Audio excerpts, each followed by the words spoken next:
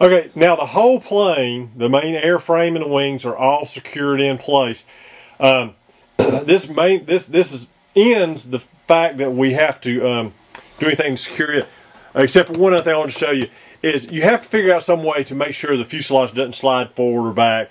And if I take a cowl off, usually I put a stringer across the middle here, and I ran one screw into the firewall. That'll make sure it doesn't migrate backwards at all. You got to figure some way to keep it from moving forward or back, and usually you can do it by mounting something on the cowl, or either I've actually done it on the wing hold down plate before, run a stringer across and run a screw up through it.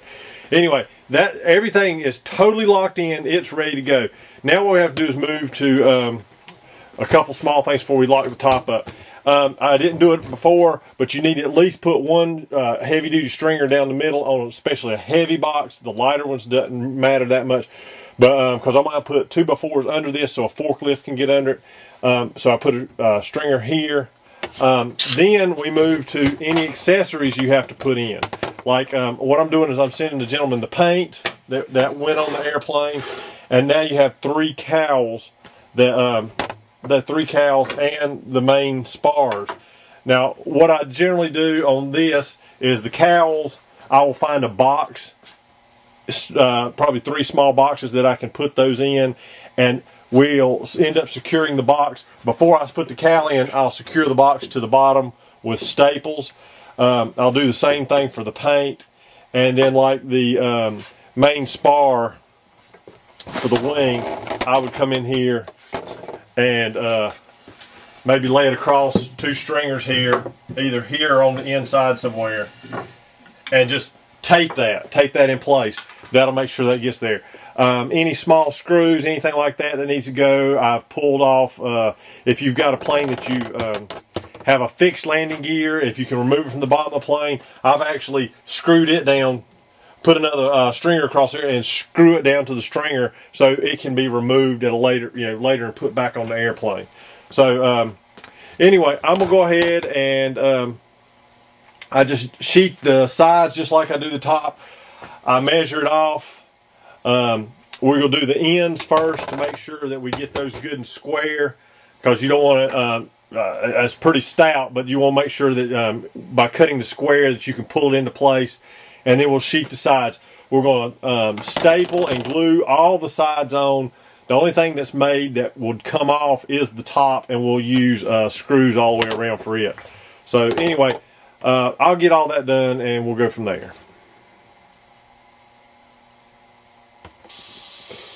Okay, you can see here I've got a box in here, and I was able to get all 3 cowls in, and even under the plane, this should have planed ahead, I was able to get it up underneath there.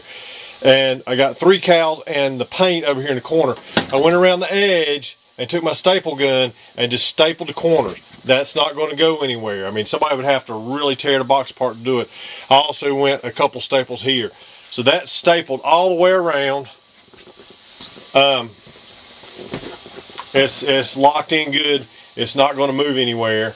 All I have left to do is pour some more foam in here, and I'll cut this down the middle to get this to close. And that's more or less how I put in all my accessories, and we'll go from here and start sheeting the crate.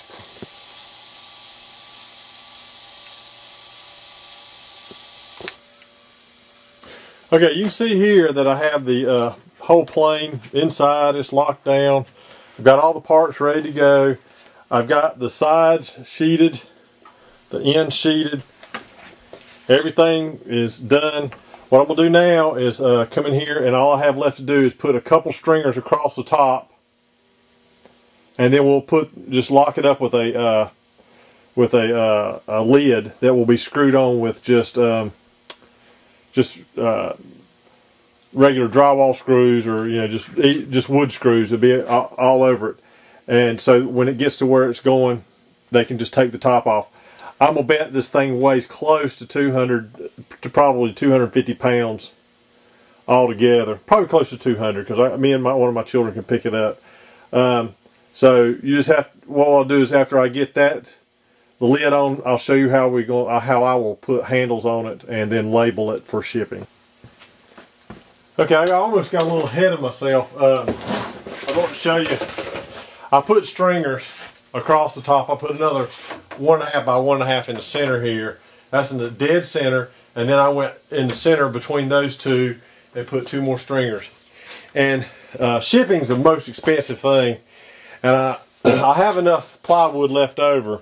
You can see over there that I can piece the lid in, but I'm gonna screw it down really well to the stringers all the way across. I'll put a lap here where the 2 pieces of wood will lap over, but I'm gonna just more or less I screw the lid down. I use regular drywall screws.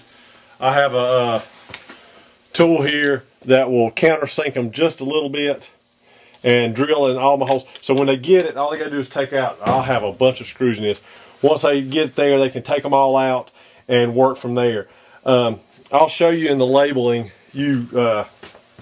Anytime a model like this, I had a friend of mine that transported a large airplane, and the shipping, they didn't label it well enough, and the shipping company stacked a bunch of drums on top of it, and it just fell through and crushed the airplane. So you really have to label these things well. I'll go over that here in a little bit. I'm going to go ahead and get the lid on, and then, you know, if you really want to make a nice thing and spend the extra money and the person didn't mind, you can buy 1 solid sheet of plywood for the lid, but that's I'm trying to keep my expenses down to make it more reasonable for shipping. Anyway, I'm gonna get the lid all the way on, and then I'll go about putting the handles and also labeling the crate.